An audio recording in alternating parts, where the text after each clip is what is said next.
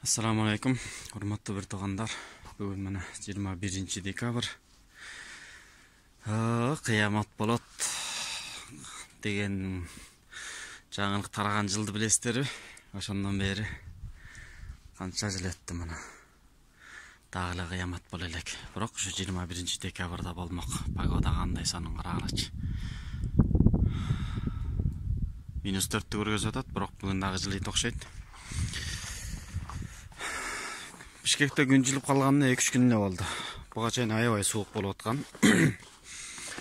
Ошого байланыштуу бир жаңылык бар. Бул каяктан чыккан яшик дебейсиздерби? Бул мурунку видеодо ичине короз кирип алган видео ушул яшиктер болчу.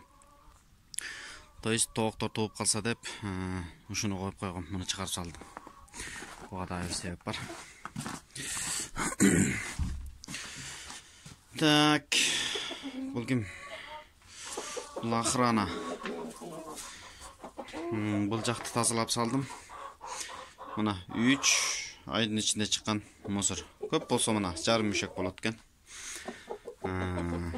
Бак көп болсо 4 же 5 квадрат жайкы жата турган жагы. Бул жакта болсо урсаатпы кирсем. Assalamu alaikum. Кандайсыңар бир туугандарым? Жакшысыңарбы? Баа бир орус айтмакчы.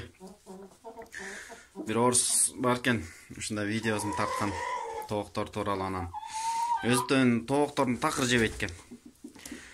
Неге жебейсиң десе, я своих друзей не ем депчи. Алсыңары.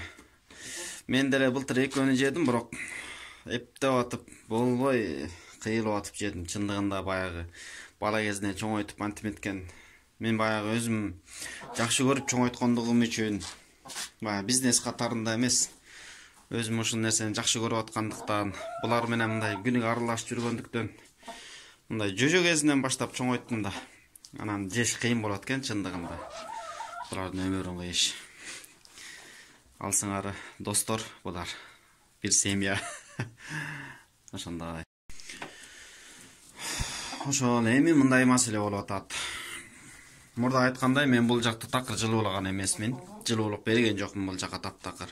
Булар быйыл кышта эптеп аман эсен чыгып берсе, ооруп сыркабай, өлүм житим болбой чоңоюшса деп эле ойлогом.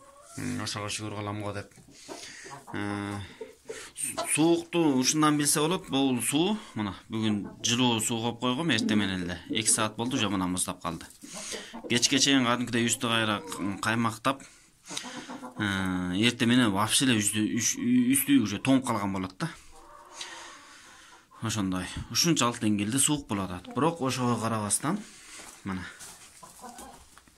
тууп атышат. Бир жума болду, бир жума. Как ошол мурунку видеону тарткан күндөн баштап, эртесинен баштап тууп башташты. Бирди тууп аткан бирөө, андан кийин 2 тууп баштады, андан кийин мына 3-4 күн болуп калды, 4төн тууп атышат. Азыр бүгүн 3 тууптур, кечке чейин тууп атты. Ушундай маселе болуп атат. Бир чети кубанычтуу кабар десем болот. Кышкысын мен тойт деп ойлогон эмесмин, былтыр отурчаймы, кычабай. Былтыр деле ушундай баккан, бирок мынчалык условиялары жок болчу, ошонсе деле былтыркыдай эле суук болуп эле кычайт экен да бул дагы. Былтыр таптакыр туушкан эмес, жазында гана туушкан. Анан быйыл эми мына мынтип тууп сүйүнтүп атышат, балким. Ой, бир себеби бар деп ойлошум мүмкүн. Буларга бир өзгөчө бир тамак беренге аракет кылып атам. Ал тамакты дагы буюрса бөлүшкөнгө аракет кылам. Өзүнчө бир видеодо. Ошондой, мына кадимкидей. Сопсонун домашний жумурткалар. Башында кичине кальций жетишпей атабы деп ойлодум. Буларга жакшы бир кальций бериш керек. Кальцийдин эң жакшысы эле жумуртканын эле кабыгы, өздөрү тууган жумуртканын эле кабыгы. Ошону майдалап туруп, бул жемге аралаштырып эле, ун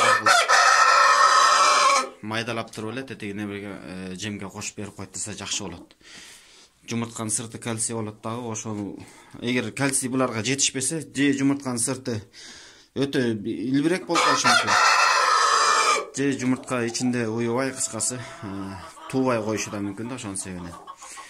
Кальций бергенге да аракет кылып атабыз. Бирок негизгиси башка бир секретим бар. Секрет деле эмес эми, жалпыга маалым го. Бирок ал тууралуу бир аз кийинки видеодо бөлүшкөнгө аракет кылабыз, буюрса. Ушундай.